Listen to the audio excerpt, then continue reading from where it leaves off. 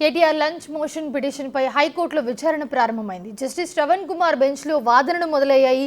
Supreme court senior council సుందరం కేటీఆర్ తరపు వాదనలు వినిపిస్తున్నారు. అలాగే పిటిషన్ కాపీలో కేటీఆర్ కీలక అంశాలను పేర్కొన్నారు. రాజకీయ దురుద్దేశంతోనే తనపై కేసు పెట్టారని పేర్కొన్నారు కేటీఆర్. ప్రైవేట్ సంస్థకు లబ్ధి చేకూర్చామని ఎఫ్ఐఆర్లో చెప్పారని, కానీ ప్రైవేట్ సంస్థను నిందితుల జాబితాలో చేర్చలేదన్నారు కేటీఆర్. పిటిషన్లో ఏసీబీతో పాటు ప్రిన్సిపల్ సెక్రటరీ దాన కిషోర్ను కూడా ప్రతివాదిగా చేర్చారు కేటీఆర్. అగ్రిమెంట్కు ముందు నిధులు ఎఫ్ఈఓ పంపడం నిబంధనల ఉల్లంఘన కిందికి రాదని పేర్కొన్నారు కేటీఆర్. దీనికి ఐపీసీ 409 సెక్షన్ వర్తించదన్నారు. 2023 అక్టోబర్ 30న చేసుకున్న అగ్రిమెంట్ ఎన్నికల కోడ్ ఉల్లంఘన కాదని, ముందుగా చేసుకున్న అగ్రిమెంట్కు ఇది కొనసాగింపు మాత్రమేనని వివరించారు ఆయన. దీనికి పీసీ యాక్ట్ సంబంధం లేదని తెలిపారు. ఈ అగ్రిమెంట్ ద్వారా వ్యక్తిగతంగా తాను లాభపడినట్లు ఎక్కడా ఎఫ్ఐఆర్లో పొందుపరచలేదని తెలిపారు కేటీఆర్. పొలిటికల్ మైలేజ్ రాజకీయంగా దెబ్బతీసేందుకే కేసు పెట్టారని పేర్కొన్నారు. చాలా సందర్భాల్లో ప్రతిపక్ష పార్టీల నేతల అరెస్టులు ఉంటాయని బహిరంగంగానే మంత్రి మాట్లాడారని ఫిర్యాదులో తెలిపారు.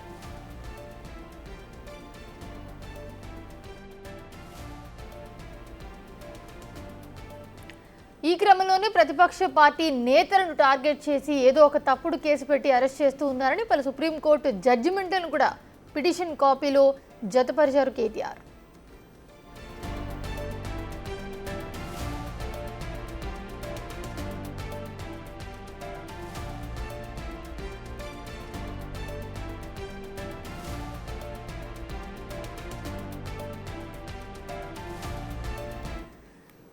ఇదే అంశానికి సంబంధించి మరిన్ని అప్డేట్స్ అందించడానికి మా ప్రతినిధి సురేష్ లైవ్ లో జాయిన్ అవుతున్నారు. సురేష్, కేటీఆర్ వేసిన లంచ్ మోషన్ పిటిషన్ పై హైకోర్టులో విచారణ ప్రారంభమైంది. సో ఏంటి, ఏం జరుగుతుంది, అప్డేట్స్ ఎలా ఉన్నాయి? హైకోర్టులో కేటీఆర్ వేసినటువంటి లంచ్ మోషన్ పిటిషన్పై ఇంకా వాదనలు కొనసాగుతున్నాయి. కేటీఆర్ తరపున సుప్రీంకోర్టు సీనియర్ న్యాయవాది సుందరం వాదనలు వినిపించడం జరిగింది. ఏదైతే కేటీఆర్పై ఆరోపణలు చేస్తున్నారో ఎఫ్ఐఆర్లకు సంబంధించి 2023 అక్టోబర్లో చేసుకున్న అగ్రిమెంట్ ప్రకారమే ఎఫ్ఈఓకి చెల్లింపులు చేశారని చెప్పేసి కూడా ఆయన చెప్పడం జరిగింది. అగ్రిమెంట్ ప్రకారం చెల్లింపులు చేసే ఉల్లంఘన ఎలా అవుతుంది? పబ్లిక్ సర్వెంట్ నేరపూరిత దుష్ప్రచారం చేస్తే పీసీ యాక్ట్ పెట్టాలి, కానీ ఇక్కడ ఎలాంటి నేరపూరితమైన చర్యలకు పాల్పడినప్పటికీ కూడా పీసీ యాక్ట్ పెట్టి ఎఫ్ఐఆర్ చేశారని చెప్పేసి కూడా ఆయన చెప్పడం జరిగింది. అదేవిధంగా సెక్షన్ 13 అదేవిధంగా 409 అనే సెక్షన్లు ఈ కేటీఆర్కు వర్తించవు అని చెప్పేసి కూడా ఫార్ములా రేస్ అగ్రిమెంట్ జరిగి 14 నెలలు అవుతున్నప్పటికీ ఇప్పుడు కేసు పెట్టడం ఏంటి అని చెప్పేసి కూడా ఆయన వాదనలు వినిపించడం జరిగింది. ఎన్నికల కోడ్ ఉల్లంఘన గురించి ఏసీబీకి ఏంటి సంబంధం అని చెప్పేసి కూడా సీనియర్ న్యాయవాది సుందరం హైకోర్టు ముందు వాదనలు వినిపించడం జరిగింది. కావాలని కక్షపూరితంగా కేటీఆర్పై కేసు పెట్టి చర్యలకు దిగుతున్నారని చెప్పేసి కూడా ఆయన వాదనలు వినిపించారు. సుప్రీంకోర్టుకు సంబంధించిన పలు జడ్జిమెంట్లను కూడా ఆయన చదివి వినిపించడం జరిగింది. కొన్ని రాష్ట్రాల్లోకి సంబంధించిన కేసులకు సంబంధించి సుప్రీంకోర్టు జడ్జిమెంట్లను కోర్టు ముందు వినిపించడం జరిగింది. అయితే ఆ తర్వాత ప్రభుత్వం తరపున ఏసీబీ తరపు నుంచి అడ్వకేట్ జనరల్ వాదనలు వినిపిస్తున్నారు. ఎఫ్ఐఆర్ మాత్రమే ఇప్పుడు జరిగింది, నమోదు చేశాము, దీనికి గవర్నర్ కూడా అనుమతి ఇచ్చారు, ఆ అనుమతి పత్రాలను కూడా కోర్టుకు సబ్మిట్ చేయడం జరిగింది. దీనికి సంబంధించి ఇన్వెస్టిగేషన్, ప్రైమరీ ఇన్వెస్టిగేషన్ ఇంకా ప్రారంభం కాకముందే అప్పుడే క్వాష్ పిటిషన్ హైకోర్టులో దాఖలు చేయడం జరిగింది. ఇంకా ఎంక్వైరీ స్టార్ట్ చేయనప్పుడు ఇలా క్వాష్ పిటిషన్ ఎలా వేస్తారని చెప్పేసి కూడా అడ్వకేట్ జనరల్ కూడా వాదనలు వినిపిస్తున్నారు. ప్రస్తుతం ఇంకా వాదనలు కొనసాగుతున్నాయి. సుప్రీంకోర్టు సీనియర్ న్యాయవాదిని నియమించుకొని కేటీఆర్ వాదనలు వినిపిస్తున్నారు. ప్రస్తుతం ఇంకా కొనసాగుతున్నాయి ఆర్గ్యుమెంట్స్ తర్వాత కోర్టు ఎలాంటి డెసిషన్ ఇస్తుందనేది కూడా ఉత్కంఠగా ఉంది. పిటిషన్ వేశారు, ఆ పిటిషన్ లో కూడా చాలా కీలక అంశాలను యాడ్ చేశారు కేటీఆర్ అని తెలుస్తుంది. సో ఒకసారి వాటి గురించి చెప్తారా? కేటీఆర్ ఆ పిటిషన్లో అనేక అంశాలని పొందుపరచడం జరిగింది. ఎందుకంటే ఆయన ఈ కేసుకు సంబంధించి తాను ఎలాంటి కరప్షన్కు పాల్పడలేదు అని చెప్తున్నారు. ఏసీబీతో పాటు ప్రిన్సిపల్ సెక్రటరీ దాన కిషోర్ని ప్రతివాదిగా పిటిషన్లో కేటీఆర్ చేర్చడం జరిగింది.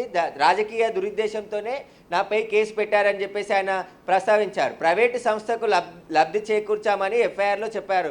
కానీ ఆ ప్రైవేటు సంస్థను నిందితుల జాబితాలో చేర్చలేదు అని చెప్పేసి కూడా పిటిషన్లో పేర్కొనడం జరిగింది. అగ్రిమెంట్కు ముందు నిధులు ఎఫ్ఈఓ సంస్థకు పంపడం ఉల్లంఘన కాదు అని చెప్పేసి కూడా ఆయన చెప్తున్నారు. ఎందుకంటే ముందు జరిగిన అగ్రిమెంట్కు కొనసాగింపుగానే రెండో అగ్రిమెంట్ జరుగుతుందని చెప్పేసి దానికి నిధులు చెల్లించడం జరిగింది తప్ప అందులో తప్పేముంది, ఉల్లంఘన ఎక్కడా కూడా కాదు అని చెప్పేసి కూడా ఆయన పిటిషన్లో పేర్కొన్నారు. దీనికి ఐపీసీ 409 సెక్షన్ వర్తించదు అని చెప్పేసి కూడా పిటిషన్లో ఆయన పేర్కొనడం జరిగింది. అయితే 2023 అక్టోబర్ 30 తేదీన చేసుకున్న అగ్రిమెంటు ఎన్నికల కోడ్ ఉల్లంఘన కాదు అని చెప్పేసి కూడా పిటిషన్లో పేర్కొనడం జరిగింది. ముందుగా చేసుకున్న అగ్రిమెంట్కు ఇది కొనసాగింపు మాత్రమే అని చెప్పేసి ఆయన చెప్తున్నారు. దీనికి పీసీ యాక్ట్కు సంబంధమే లేదు. ఈ అగ్రిమెంట్ ద్వారా వ్యక్తిగతంగా నేను లాభపడినట్టు కూడా ఎక్కడ ఎఫ్ఐఆర్లో ఏసీబీ పేర్కొనలేదని చెప్పేసి పిటిషన్లో పేర్కొన్నారు. అదేవిధంగా పొలిటికల్ మైలేజ్ రాజకీయంగా దెబ్బతీసేందుకే నాపై కేసు పెట్టారు ప్రభుత్వం అని చెప్పేసి కూడా పిటిషన్లో చెప్పడం జరిగింది. చాలా సందర్భాల్లో ప్రతిపక్ష పార్టీ నేతలను అరెస్టులు ఉంటాయని చెప్పేసి మంత్రి మాట్లాడాడని చెప్పేసి కూడా కోర్టు దృష్టికి తీసుకురావడం జరిగింది. ప్రతిపక్ష నేతలను టార్గెట్ చేసి ఏదో ఒక తప్పుడు కేసులు ఇరికించి జైళ్లకు పంపించాలనే ప్రభుత్వం టార్గెట్ పెట్టుకుందని చెప్పేసి ఆయన ప్రస్తావించారు. 3 సుప్రీంకోర్టు జడ్జిమెంట్లను కూడా పిటిషన్లో ప్రస్తావించడం జరిగింది. Lalit Kumar versus state of UP, అదేవిధంగా Charan Singh versus state of Maharashtra, Raghavender state of AP. దీనికి 3 స్టేట్మెంట్లు సుప్రీంకోర్టుకు సంబంధించిన జడ్జిమెంట్లని కూడా ప్రస్తావించడం జరిగింది. ఆ జడ్జిమెంట్లనే కేటీఆర్ తరపు న్యాయవాది సీనియర్ కౌన్సిల్ అయినటువంటి సుందరం వాదనలు వినిపించారు. ఇంకా వాదనలు కొనసాగుతున్నాయి. ఇటు ఏసీబీ తరపు నుండి ఏజీ వాదనలు వినిపిస్తున్నారు, కేటీఆర్ తరపు నుంచి సుందరం వాదనలు వినిపిస్తున్నారు. ఇంకా ఆర్గ్యుమెంట్స్ కొనసాగుతున్నాయి. ప్రస్తుతం ఇంకా ఆర్గ్యుమెంట్స్ పూర్తయిన తర్వాత అండ్ అలాగే ఈ పిటిషన్లో ఒక మెయిన్ పాయింట్ కూడా యాడ్ చేశారు. ఏంటంటే ఏదైతే ఇప్పుడు అంతా చేస్తున్నారో, ఏదైతే కేసులు పెడుతూ ఉన్నారో ఇవన్నీ కూడా కావాలనే చేస్తూ ఉన్నారు, కావాలనే అరెస్టులు చేస్తూ ఉన్నారు. ఈ అరెస్టులు ఉంటాయని కూడా బహిరంగంగానే కూడా మంత్రి చెప్పారని చెప్పి కూడా ఫిర్యాదులో కరెక్ట్గా పేర్కొన్నారు. సో ఏంటి, ఎలా చూడాలంటారు దీన్ని? అయితే కావాలనే ప్రతిపక్ష పార్టీ నేతలను టార్గెట్ చేస్తున్నారని చెప్తున్నారు ఆయన. ఇక్కడ ప్రభుత్వ నిధులు దుర్వినియోగం అయ్యామని చెప్పేసి కూడా ప్రభుత్వం గుర్తించింది. అందులో భాగంగానే చట్ట ప్రకారమే మేము ముందుకు వెళ్తున్నాము. ఏదైతే ఏసీబీ కేసుకు నమోదుకు ముందు గవర్నర్ అనుమతి కోసం కూడా గవర్నర్కి ఫైల్ పంపించడం జరిగింది. గవర్నర్ అనుమతించిన తర్వాత ప్రభుత్వం నిర్ణయం తీసుకొని ఏసీబీలో ఫిర్యాదు చేసి ఇప్పుడు ఏసీబీ ఎఫ్ఐఆర్ చేసింది. ఇంకా ఎంక్వైరీ మాత్రమే స్టార్టే చేయలేదు. అప్పుడే క్వాష్ పిటిషన్కి కేటీఆర్ వెళ్ళాడని చెప్పేసి కూడా అడ్వకేట్ జనరల్ వాదనలు వినిపిస్తున్నారు ప్రస్తుతం. ఎందుకంటే ఈ కేసుకు సంబంధించి ప్రజాధనం దుర్వినియోగం చేశారు, ప్రజలకు సంబంధించిన డబ్బులని ప్రైవేట్ కంపెనీకి ఎలాంటి క్యాబినెట్ అనుమతి లేకుండా పూర్తిగా డబ్బులు బదిలీ చేశారు.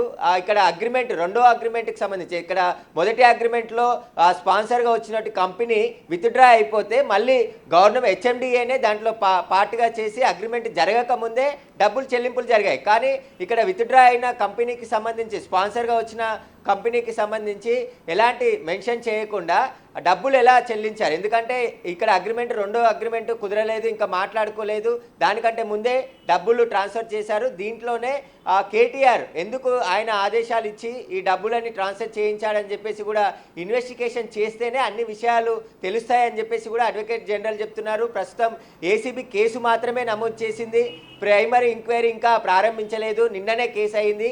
ఈరోజే క్యాష్ పిటిషన్ వేసి హైకోర్టుకి కేటీఆర్ రావడం జరిగింది. కాబట్టి ఇంకా ఎంక్వైరీ జరుగుతుంది. ఎంక్వైరీలో అన్ని విషయాలు బయటకు వస్తాయి. పూర్తిగా ఇన్వెస్టిగేషన్కి సంబంధించి ఆధారాలు సేకరించిన తర్వాత కోర్టుకు పూర్తి విషయాలు కూడా తెలియజేస్తామని చెప్పేసి చెప్తున్నారు. ఖచ్చితంగా ఈ కేసుకు సంబంధించి ప్రైమరీ ఎంక్వైరీ కూడా జరుగుతుంది. ప్రస్తుతం ఇంకా ఎఫ్ఐఆర్ మాత్రమే చేశారు కాబట్టి ఈ రోజు నుంచి కేసులోని వివరాలన్నీ కూడా సేకరించి ఇన్వెస్టిగేషన్లో విషయాలన్నీ బయటకు వస్తాయని చెప్తున్నారు. కానీ కేటీఆర్ ప్రతిపక్షాలను టార్గెట్ చేసి వేధింపులకు పాల్పడాలని చూస్తున్నారు. కానీ ఇక్కడ ఎక్కడా కూడా ప్రతిపక్షాలకు సంబంధించి వేధింపులకు పాల్పడట్లేదు. చట్ట ప్రకారమే మేము ముందుకు వెళ్తున్నామని ప్రభుత్వం గత కొద్ది రోజుల నుంచి చెప్తుంది. ఖచ్చితంగా ఇక్కడ కేటీఆర్ తరఫున న్యాయవాది వాదనలు కొన్ని వినిపించారు. నగదు బదిలీ అయ్యి చాలా రోజులు అవుతుంది. 12 సంవత్సరం మీద 2 నెలలు అయిపోయింది. ఇప్పుడు కేసు పెట్టడం కరెక్ట్ కాదు అని చెప్పేసి కూడా ఆయన చెప్తున్నారు. ఒకవేళ కేసు తప్పు జరిగిందని తేలితే 3 నెలల లోపే కేసు పెట్టాల్సి ఉండే, కానీ ఇప్పటి వరకు కేసు పెట్టకుండా సంవత్సరం 2 నెలల తర్వాత కేసు పెట్టి ఇప్పుడు ఎఫ్ఐఆర్ చేసి సంబంధం లేని సెక్షన్లను కేటీఆర్ పై నమోదు చేయడం జరిగిందని చెప్పేసి కూడా ఆయన వాదనలు వినిపించారు. దీనికి ప్రతివాదనలు అడ్వకేట్ జనరల్ ప్రస్తుతం వినిపిస్తున్నారు. ఇంకా హైకోర్టులో ఆర్గ్యుమెంట్స్ కొనసాగుతున్నాయి. రైటింగ్ మరోపక్క కూడా ఈ కేసుకు సంబంధించి కొన్ని ఆరోపణలు ప్రత్యారోపణలు జరుగుతున్న నేపథ్యంలో ఎలా ఉండిపోతుంది అంటారు? అంటే ఒక ఉత్కంఠ అయితే నెలకొంది ప్రస్తుతం. ఇందాక మనకి అసెంబ్లీలో రేవంత్ రెడ్డి కూడా ఈ కేసుకి సంబంధించి చాలా క్లియర్ కట్గా చెప్పారు. ఎందుకంటే నిన్న ప్రెస్ మీట్లో ఆయన చెప్పిన వర్షన్ విన్నాము.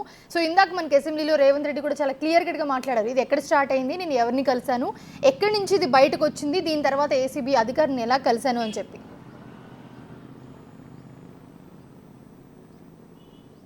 ఖచ్చితంగా ప్రస్తుతం అయితే ఏసీబీ ఎఫ్ఐఆర్ చేసింది కాబట్టి దానికి సంబంధించిన సమాచారాన్ని అంతా కూడా ఏసీబీ తెప్పించుకుంటుంది. ఇప్పుడు ప్రస్తుతం అదే పనిలో ఏసీబీ అధికారులు ఉన్నారు, పూర్తిగా ఇన్వెస్టిగేషన్ చేస్తున్నారు. అసలు చెల్లింపులు ఏ విధంగా జరిగాయి, అగ్రిమెంట్స్ ఏమని చేసుకున్నారు, ఈ అగ్రిమెంట్స్కి సంబంధించిన డాక్యుమెంట్స్ని అన్నిటినీ ఇప్పటికే ఏసీబీకి పూర్తి ఆధారాలు ప్రిన్సిపల్ సెక్రటరీ దానకిషోర్ ఫిర్యాదులో పొందుపరిచి అందించడం జరిగింది కాబట్టి వాటి అన్నిటిని పరిశీలిస్తున్నారు. ఇంకా నిందితుల సంఖ్య పెరిగే అవకాశం ఉంటుంది. ఈ కేసులో ఎవరెవరు ఇన్వాల్వ్మెంట్ ఉందనేది ఎఫ్ఐఆర్ కేసు ఇన్వెస్టిగేషన్లోనే అన్ని బయటపడతాయి. కానీ ఇంకా ఇన్వెస్టిగేషన్ ప్రారంభం కాకముందే కేటీఆర్ క్వాష్ పిటిషన్ వేయడంపై అడ్వకేట్ జనరల్ అభ్యంతరం వ్యక్తం చేయడం జరిగింది. ప్రస్తుతం ఇన్వెస్టిగేషన్ చేస్తే మరిన్ని విషయాలు బయటకు వచ్చే అవకాశం ఉంది. అసలు ఈ చెల్లింపులే అక్రమ చెల్లింపులు, ప్రభుత్వం అనుమతి లేకుండా కేటీఆర్ వన్ సైడ్గా ఆ కంపెనీకి 55 కోట్లు ముట్టజెప్పారు. దానివల్ల ప్రభుత్వానికి అదనంగా 8 కోట్ల రూపాయల ట్యాక్స్ చెల్లించాల్సి వచ్చింది. ఇక్కడ ఆర్బీఐ రిజర్వ్ బ్యాంక్ సంబంధించి గైడ్ లైన్స్ కూడా పాటించలేదు. వీటన్నిటికి సంబంధించిన డాక్యుమెంట్స్, అగ్రిమెంట్స్కి సంబంధించిన పేపర్స్, వీటన్నిటిని కోర్టు ముందు ఇటు కేటీఆర్ తరపు న్యాయవాదులు పెట్టడం జరిగింది, ఇటు అడ్వకేట్ జనరల్ కూడా పెట్టడం జరిగింది. ఏదైతే ఎఫ్ఐఆర్ కాపీతో పాటు గవర్నర్ అనుమతించిన పత్రాలను కూడా కోర్టు ముందు ఉంచడం జరిగింది. ప్రస్తుతం ఇన్వెస్టిగేషన్ జరుగుతుంది కాబట్టి ఇన్వెస్టిగేషన్లోనే పూర్తి ఆధారాలు బయటకు వచ్చే అవకాశం ఉందని చెప్పేసి కూడా వాదనలు కొనసాగుతున్నాయి ప్రస్తుతానికి. రైట్, మీరు అందుబాటులో ఉండండి సురేష్, మళ్ళీ మీతో మాట్లాడే ప్రయత్నం చేస్తాం.